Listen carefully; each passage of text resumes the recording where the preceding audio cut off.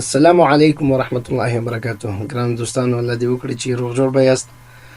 په ننني لیکچر کې مونږ یو موضوع چې پرون پاتې شوی و لږ شان دی په هغې باندې بحث کوو، او همدارنګه ځکه چې مونږ دغه اینډ ویلیو پرون، نو هغې کې مونږ ویلیو چې دا مونږ سره کنجنکشن دی، د دې فنکشن دا دی چې مثال مونږ سره دوه جملې یو ځای کړي، لکه دیټ از ا ټري، دا یو سنټنس دی مونږ سره، او دیس از ا فلاور دا بل سنټنس دی. صحیح ده؟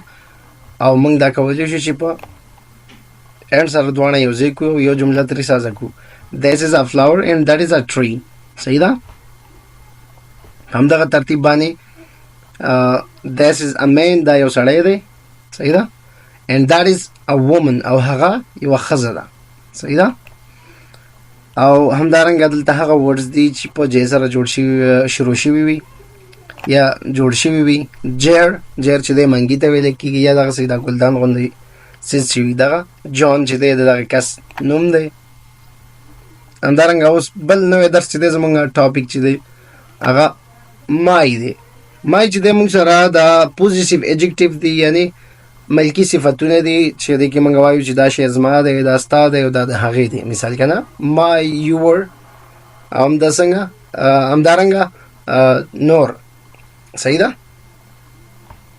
نو مای چې دی مینینګ دی موږ سره مای معنا زما. صحیح ده؟ نیم موږ سره مینینګ دی نیم. اس ټینکیو، دا ټینکو چې دی مثال مای نیم از ټینکو، دا وایي چې زما نوم ټینکو دی. اوس وایي چې زما هیر زما ویښته. صحیح ده؟ همدارنګه مای آی زما سترګې، همدارنګه مای ماوت زما خوله. صحیح ده؟ همدارنګه مای نیک زما غاړه. ګوره دلته تاسې کولی شئ دا کم ورډ چې دی هماغه ځای ته مشخص ځای ته اشاره شوې ده. صحیح ده؟ اوس ماوت چې دی دغه دی. صحیح ده؟ مای ماوت. This is my head، او دا ټول دغه پارټس دي کوم چې په سر کې وي. and this is my head، دا زما سر دی. اوس همدلته this is my arm، دا زما مټ دی. and دا parts of body دی. صحیح ده؟ یعنې د بدن هغه اجزاوې مهم شیان دي، دا باید موږ او تاسې وپېژنو. this is my arm، دا زما مټ دی. this is my leg، دا زما پونډۍ ده. دا دغه ساحه یادوي. صحیح ده؟ چې زنګانه څخه لاندې وي او د خپې څخه پورته وي، دغه ساحه. زه درته په بل رنګ باندې مشخص کړم. دغه ساحه. صحیح ده؟ پونډۍ ورته بعضې خلک وایي، بعضې خلک ورته لینګي وایي. بهرحال تاسې چوتار څه وایي په خپله ژبه کې.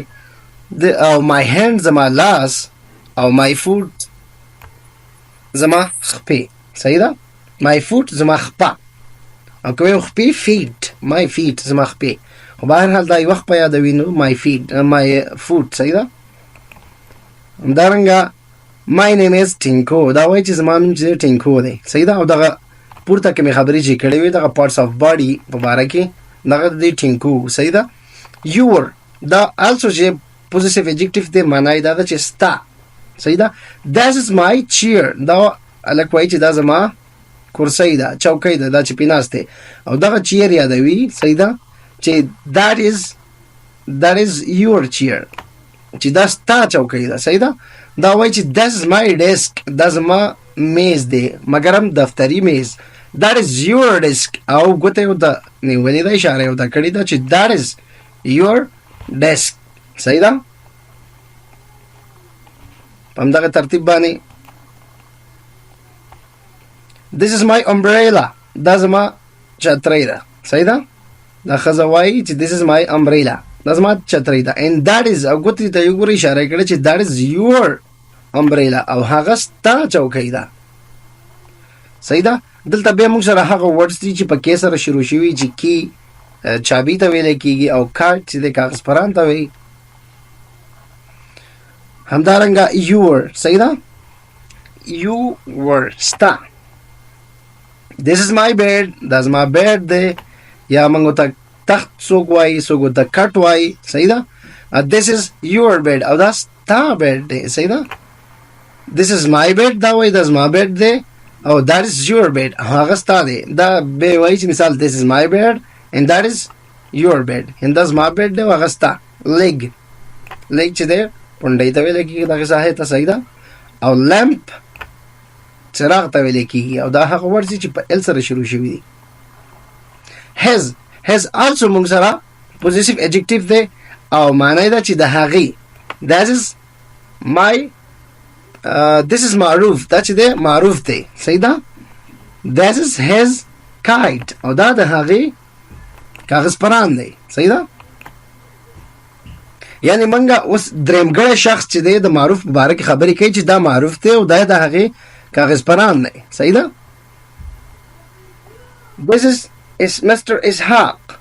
ام آر چې دی ماستر لوستل کېږي او معنی ده ښاغلی. دا ښاغلی اسحاق دی.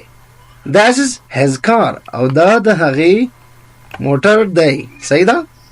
دا زموږ د نن ورځې درس الله دې وکړي چې تاسې ترې څه زده کړي وي او ستاسې لپاره د پوهېدو وړ وي.